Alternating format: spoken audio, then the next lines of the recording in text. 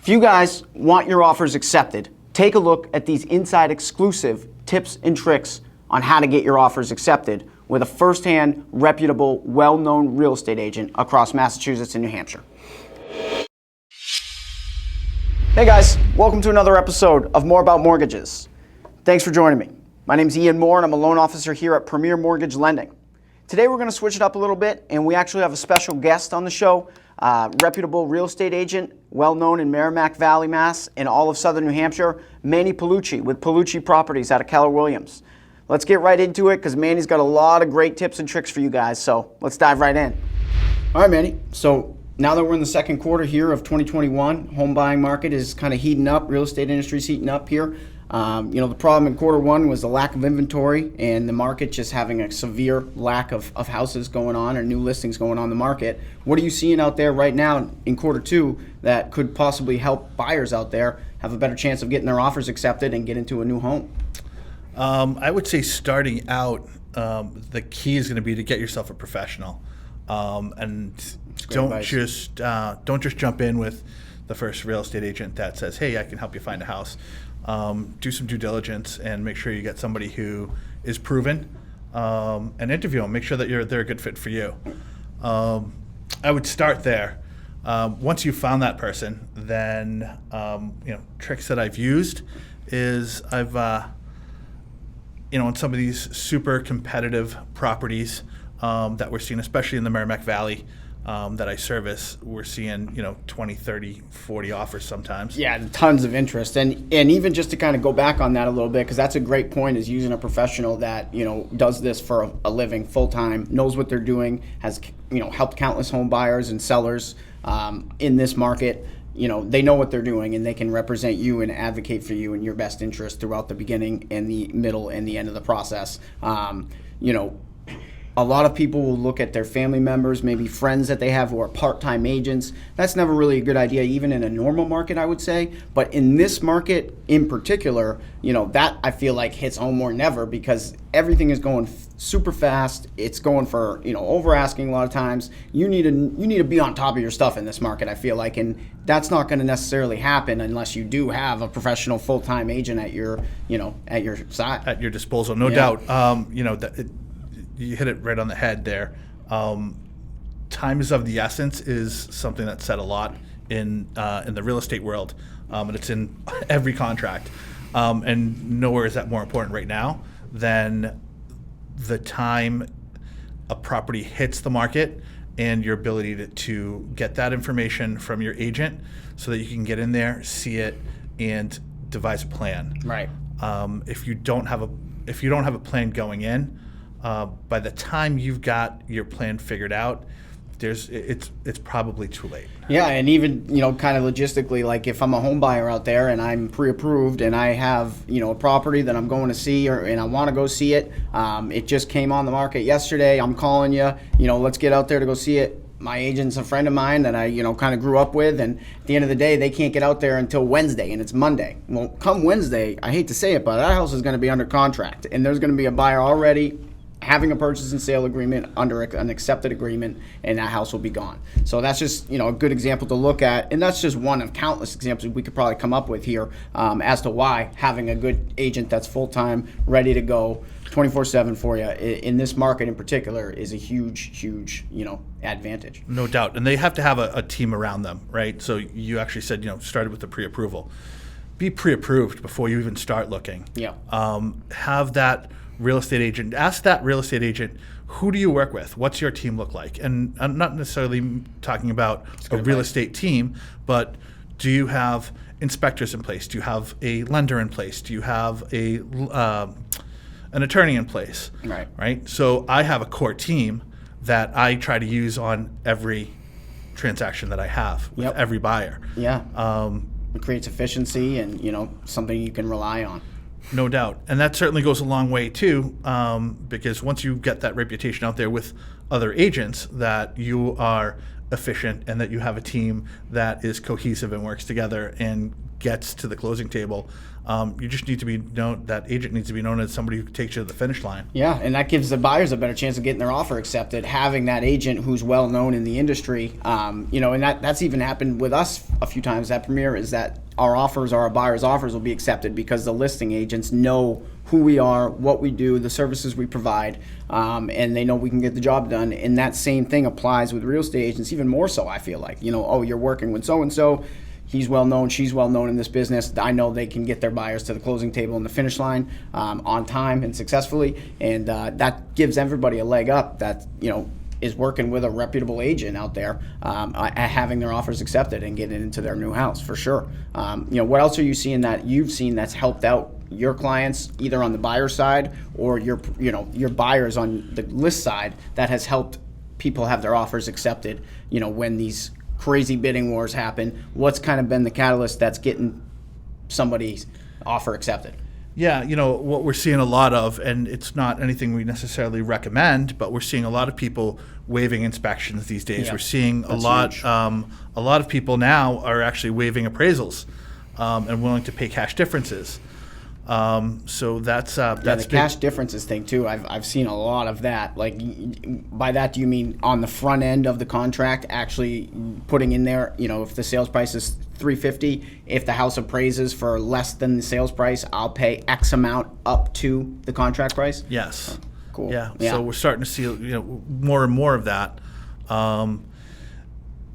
Again, it's one of those things that it's not necessarily something that we recommend, but to make your offer more attractive, sometimes those are the things that Right. we do. If the house was built maybe within the last 10 years, so there might not be any foundational or structural damaging or anything like that, then it's worth getting in without the inspection sometimes, for sure.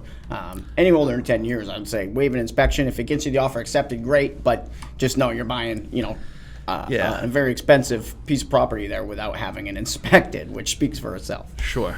Yeah, and again, that's one of those things where people are doing it more often than not. With my buyers, I recommend not doing that. You still want to know, because you don't know what you don't know. Right. So what we've been doing is inspections for informational purposes only. Interesting. What's that look like? So it's exactly what it sounds like. Yeah. So it's for our informational purposes only. So we just want to go in, bring an inspector in. We're not renegotiating anything. We can't walk away from the deal because of the inspection. But we will. So nothing that pops up on the inspection report can be a deterrent for. Nope. Interesting. So that way they can still go through the house and they can have a professional look at it. And if something comes up, then they know that they have something to address right at the beginning. Yeah, that's great rather advice. rather than have it, again, just sit there Pop and up linger. once they own the house, Yeah, and not necessarily once they own the house, but when it's too late, Yeah, right? So yeah. you want to try and catch things before it's too late. So if you have a roof that maybe is aging, and you waive the inspection and no one ever takes a look at it, right?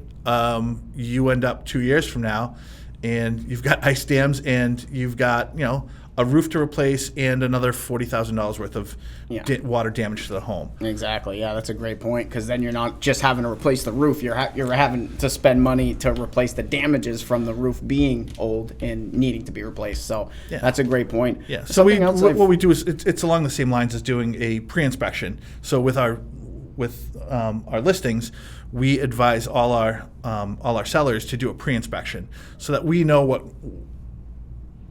what possible issues could come up if there were to be an inspection. Yeah, that's very smart on the list side for sure, Yeah. without a doubt.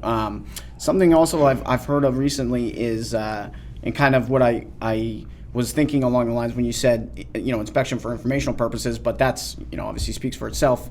The kind of walkthrough inspections where the inspectors, they're hurting right now. Their businesses are hurting because all these people are waiving inspections, so they're not getting as much business as they're used to. So I've seen a few inspectors out there kind of convert their business model where they've actually started offering a discounted inspection where they'll go to the walkthrough and or the showing with the client, walk through the house with that prospective buyer and kind of let them know if they see any major damages or potential damages or potential repairs that will be needed there and then. And instead of a full cost of inspection, it's like half cost, but at least if you like that property, you may want to move forward on it, pursue it. whether or not there's any drastic things that need to get taken care of. Yeah, that's actually really smart, and it's not something that we've done yet. Certainly a tip that I'll take away from this. Right. Yeah. I mean, you might as well, as a home buyer out there, get an inspector kind of in your back pocket that you make contact with, and kind of let them know if you're interested in a property, you'll be in touch, and kind of have them come with you to the property and take a look at it, because then you can still waive your inspection, but without the full risk that comes with completely waiving the inspection, which is nice. But aside from that, what else have you seen that's helped, people have their offers accepted, or what tips you have that might help someone out there? So I don't want to give away all my secrets, right? For sure. Because if anybody out there is interested in getting their offer accepted, I'm certainly the guy to call. Absolutely. Manny's great, for sure. I can testify. But some things that we've seen that's been working now is if you are going to waive your inspection, or if you're planning on waiving the inspection on a property, to try and shorten the length of time between and again, this is more for Massachusetts than New Hampshire, but shorten the length of time between the offer and the purchase and sale. So there's no inspection that we're dealing with, right? So our due diligence period is really just going to be reviewing title, which gets done anyway by title company. So what we're doing is with the initial offer, we're putting a bigger amount of money down. So in some cases we're putting maybe the entire 5% with the initial deposit, and maybe nothing after the purchase and sale, or maybe we're putting 3%. It really depends on the property and the amount of activity that we're seeing there, and especially at another piece that I would suggest is, when you do go to an open house, try to get there at the beginning of the open house and maybe hang out outside for a little bit and see what type of volume that open house is getting, and then do your walkthrough of the open house, and then stay a little bit later. So what we're doing now is, with open houses, we're trying to stay for the entire open house. So I'll go, and let's say an open house is running from 11 to 1. We'll try to get there right at 11 o'clock to see what type of volume is the property seeing, and we'll sit there, we'll go through the property, and then we'll chat about the property afterwards, and we'll start coming up with some type of a plan. Meanwhile, we're taking a look at how much activity is actually going through the property. Right. It'll give us a better sense of how many offers we may anticipate seeing. And then you kind of structure your offer based on the amount of volume you anticipate that property bringing in. Sure, that's a good idea. I mean, that we've arrived at properties where there's been a line down the street, and we know that one's going to be it's going to be super competitive. Right. And there have been others that we've seen a handful of people come through. Maybe a dozen parties come through over the course of the 2 hours. Again, it'll still be competitive, but not as competitive. So you can structure your offer a little bit differently. Yeah, no, that makes sense for sure. Something that I come across regularly, or maybe not regularly, but quite a bit, is the difference between an earnest money deposit and a down payment. I mean, there's even real estate agents out there that ask me all the time what the discrepancy is between the two, and how the earnest money deposit is on the front end. The down payment is obviously the amount of money you're putting, the difference between the purchase price and the loan amount. But as far as the earnest money deposit is concerned, is there anything that buyers can do to kind of give them leverage or provide an additional advantage with regard to the earnest money deposit? Yeah, so when it comes to the EMD, we try, if we're very serious about a property, we want to show that we're very serious about a property. The only way really we can do that, because we're not talking to anybody, it's just a piece of paper. The offer is written on a piece of paper, so that offer structured. As such, there's a bigger down payment up front, the initial deposit. We'll put a pretty sizable initial earnest money deposit down to prove to that seller that we're very serious about this property. When I say sizable, more than someone would normally just walk away from, just to prove the seriousness. And again, if they're going to be waiving an inspection or doing one for informational purposes only, we try to set it up ahead of time, where I know that my inspector can get into a property within 24 hours. I'll set up a purchase and sale for 72 hours after after an accepted offer. Nice. Knowing that I can get a walkthrough with an inspector for informational purposes only, and then we'll go with an early PNS to try and make sure that we're locked in. Right. So there's some comfort on the seller side knowing that, hey, 3 days into this thing, I'm locked and loaded, and now I'm just waiting for appraisals, if that's actually something we're waiting for, right? Right. Yeah. Or if we're just waiting for the clear to close. Yeah. Yeah, no, I mean, fast turn times have always been paramount in this business, and never more so than right now in today's market. You got to be able to move fast, and all pieces of the process, not just the loan and the financing part, but everything, getting your offer in, having that steady earnest money deposit to show the sellers that you're a motivated, serious buyer, and you really want this property or have interest in it. Where somebody in a normal market might do in New Hampshire, the average was around, I think, $1,000 to $2,000. In the Mass, maybe $5,000 before COVID hit. Once everything happened, it's like that earnest money deposit has sort of changed and adjusted to where it's sort of, it's now a tool. Yeah, it's a tool now. Yeah. It's not just, let me just slide $1,000 in to make it, kind of, I hit all the check marks. Like, no, that's part of what can actually lead to getting your offer accepted, because that money, the earnest money deposit, guys, just so you know, it comes off of your total cash to close at the end of the day. Once you're cleared to close, you'll see that earnest money deposit as a credit on your disclosures hitting your cash to close. So if you're owed 20 grand at closing, but you paid 5 grand on the earnest money deposit, you only owe 15 grand at closing instead. So you might as well put that full 20 grand there and give it to the sellers if you're motivated and want that property, because it's only going to help you in the end, get your offer accepted and get into the house, and you'll have spent that money at closing, the day of closing, or on the front end when you issue that earnest money deposit check regardless. So yeah, and for the sellers, it's a sense of comfort, right? Yeah. Because, well, some people might be willing to walk away from $2,000 or $3,000 and break a contract, but most people won't walk away from $20,000 to break a contract. Right. Yep. So it's about their comfort level and making those sellers feel comfortable, like they will walk away for no reason, that their deal is airtight. Yep. And when we're talking about timelines, it's critically important that if you can, the faster you can close, typically the better. There are those rare situations where somebody needs to close a little bit later, or the seller's wanting to delay. Those things can be negotiated, but I would say 8 out of 10 times the quicker closes typically win the deals, right? So if you're working with a lender, a lot of lenders will say, "Oh, yep, we can get something done inside 30 days." But I would want some proof of that, right? So you want to work with somebody who's proven, who can get you turned around quickly. It's critically important that you don't miss dates or that you don't ask for extensions.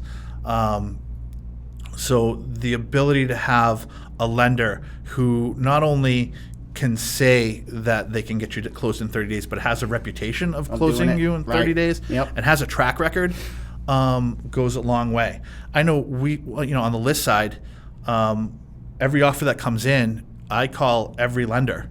And I'm talking to the lenders, and there are lenders that I know and lenders that I don't know. And if you're working with a lender that is kind of flying under the radar, that actually could hurt your offer. Right. You want to be working with lenders that are known in the industry, who pick up the phone for agents, whether sellers or buyers, and can answer questions. So that's again, it starts with that pre-approval, and who that lender is goes a long way for sure when you're putting that offer in. Yeah, I mean, I've even touched on it in a previous episode of More About Mortgages, but we've had offers for buyers here at Premier Mortgage Lending get accepted because of the fact that that agent on the list side knows us, knows what we're able to do and what we're capable of, and has had offers accepted because of that. Yeah, I mean, it's nuts out there right now for sure, but having a steady, reliable professional at your disposal who you can use on the real estate side and on the lending side, making sure that they have a team in place to put your best foot forward and get your give you the best chance of having your offers accepted when you're interested on a property and want to move forward on it. Having a steady earnest money deposit up front, putting more money on the front end to give the sellers, more reassurance that you're motivated and serious about that property and aren't going to walk away for any reason. Maybe appealing to the seller's emotional side. I've recently had somebody actually win an offer, one of my buyers on a house where they didn't have the best bid numbers wise. They actually had $5,000 less purchase price wise, but wrote an emotional letter to the sellers stating that he's a single father, he's raising his girls there, and he wants to raise them in that town. These sellers have owned that property for 28 years, I guess, and they're very emotional about it, and they want it to go to somebody who will raise their family there and this and that, whatever the case may be. There's a ton of examples, but their offer was accepted out of emotional appeal, not having the strongest offer. So that's something as well to consider, to give yourself, if you are, dead set on a property, and I've had buyers like that, I'm sure you've had too, sure, where they want a property. They'll do anything to get it. They see themselves in that property before they've even submitted the offer. That's something they can do, write a letter, put a video together to give to the sellers. It just gives that little additional leverage that they, they're serious, they're motivated, that personal touch. The sellers will know who you are. They'll see your face, your kids' faces, and it helps at the end of the day. So, that's it, guys. Really, I have Manny Paolucci here. He's been a huge help. Manny's awesome, guys. If you have any, real estate needs, residential real estate in Merrimack Valley, Massachusetts, or anywhere in southern New Hampshire, pretty much, buyers, sellers, I've worked with him on both sides, and he's awesome. So definitely give him a call. Use the services that he offers. And, it's been a pleasure having you on More About Mortgages, Manny. Thank you. Thanks. Hope to see you again soon. Absolutely.